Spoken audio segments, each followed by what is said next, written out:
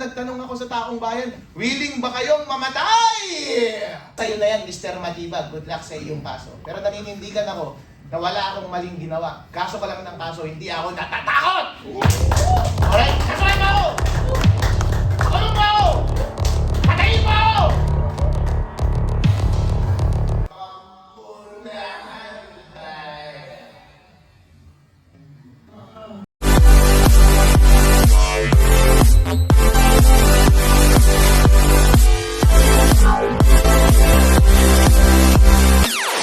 NBI Matibag dahil kinasuhan niya ako ng inciting to sedition, inciting to rebellion. Hindi ko pa alam yung laman ng kanilang complaint pero nag-serve sila kahapon sa office ko eh. Hindi na ako nagtatrabaho doon sa BGC eh. So sorry na lang kayo. Hanapin niyo na lang ako para ma-serve ako ng subpoena.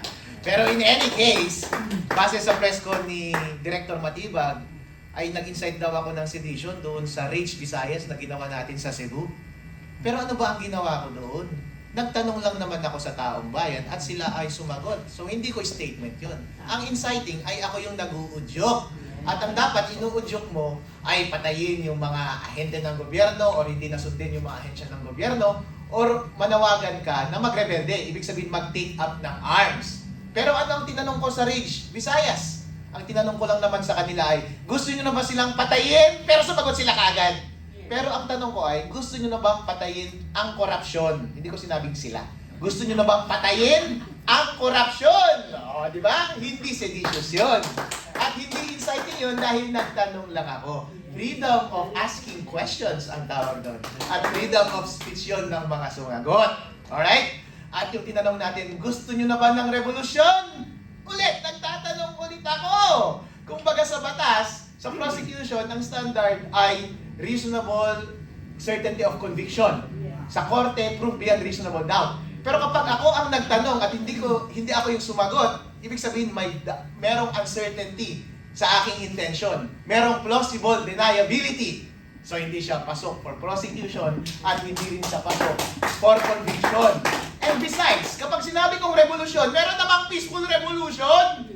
Hindi naman ibig sabihin rebellion kaagad. I-distinguish natin yung rebellion sa revolution. Ang rebellion, taking up arms to overthrow the government. Green Revolution.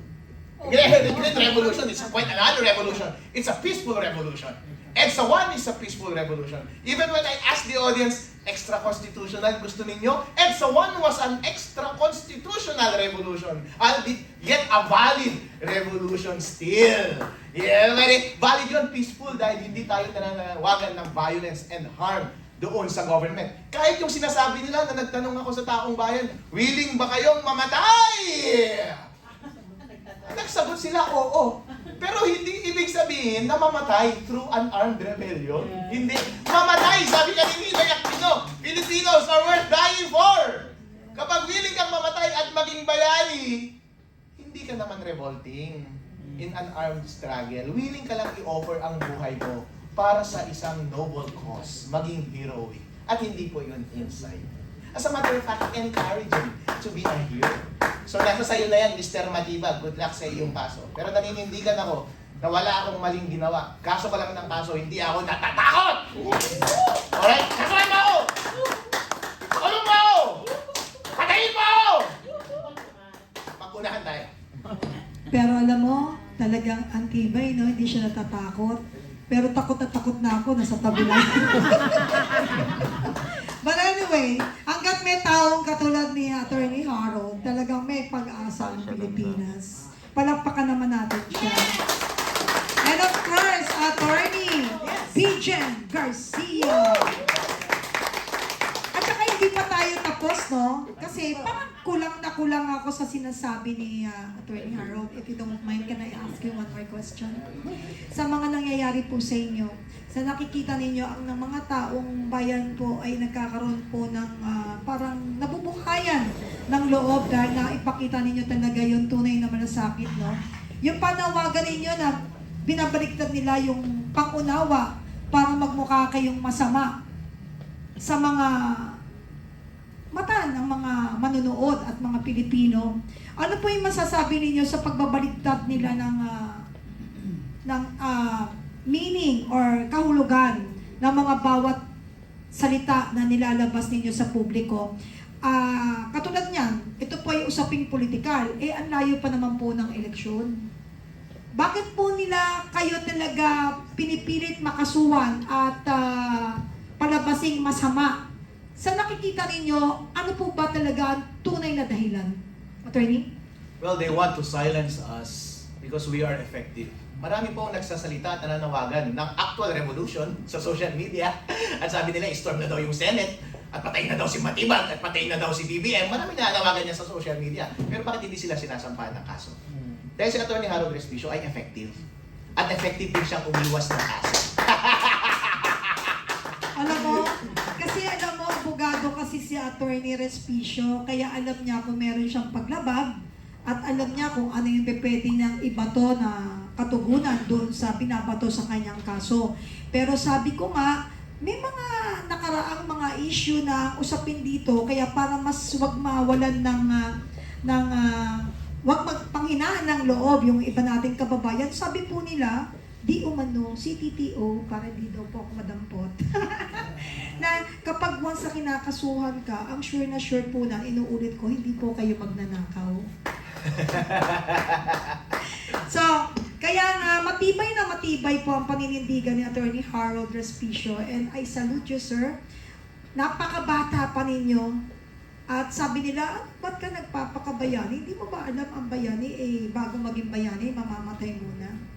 But still, if you're willing to die sa ating bansa, hindi naman po naturalmente na kailangan dead ka muna para ideklara. Sa amin pong pananaw at sa amin pong mata ng mga simpleng mamamayang Pilipino, isa po kayo talagang tunay na bayani. Siyempre, kasama po si Atty. Garcia, dahil nakita naman ninyo, sa totoo lang po, ito po ay biglaang at walang paghahandang anunsyo sapagkat kami po ay pinoprotektahan din po natin ang ating mga kababayang naninindigan eh. Kasi alam natin na habang naninindigan yan, marami pong nakatutok dyan ng mga kung ano-anong mga armas to destroy them and to stop them. Tulad na sinabi niya, ang ayaw nila, kaya puro kaso ang iyo talagang kakaharapin dahil ayaw nila na may sumisigaw ng katotohanan. And tama po, I think, or not, no? Hindi po think. Kita po natin how effective is Atty. Harold. And that's the reason also, yung stand po ng grupo po nila Atty. Garcia, binubusalan din po sila ng bibig. May mga kaso rin yan. Pagkatapos, bakit hindi natin buksan at bigyan ng daan yung mga nilatag nila na witness talaga na pwede mong isalang sa Senado para talagang lumutang ang katotohanan. Kaya mga kaibigan, mga kapwa Pilipino, na talagang tayo ang lumalaban ng patas sa araw-araw, hindi na natin dapat pato itimbang. Dahil unang-una, sana kung hindi sira ang timbangan. Hindi ko sinasabing sira ang kanilang timbangan, pero sa nangyayari po sa Pilipinas, ano po ba ang tingin ninyo? Ayos pa po ba? Kaya po habang may sumisigaw, nananawagan ng katotohanan at ginigising at minumulat ang mga mata ng mga Pilipinong natutulog pa rin magpahanggang ngayon sa kangkungan. Well, it's time bago mahuli ang lahat. Pero may Diyos po talaga na kahit mahuli man sa sinasabi nila at kala nila na pagtakpan, July na. Alam niyo, pag July, wala pa nga July, Mayo pa lang, bumaha na sa STEX. Paano pa kaya? Eto, may parating tayong bagyo sa North daw babaksak. Bakit kaya sa North? Ano pang merong bayan sa North? Kaya mga kaibigan, ano pa kaya ang inaantay ng mga taong natutulog sa kangkungan? Nailatag na nila lahat ng katotohanan. Bakit kailangan pabayaan natin ipahuli at kasuhan yung mga alam natin nagsisiwalat ng katotohanan?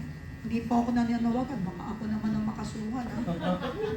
Hindi po. Ako po ay bilang Pilipino lang po na nakakaranas din po ng sakit dulot ng mga araw-araw na pangyayari sa Pilipinas.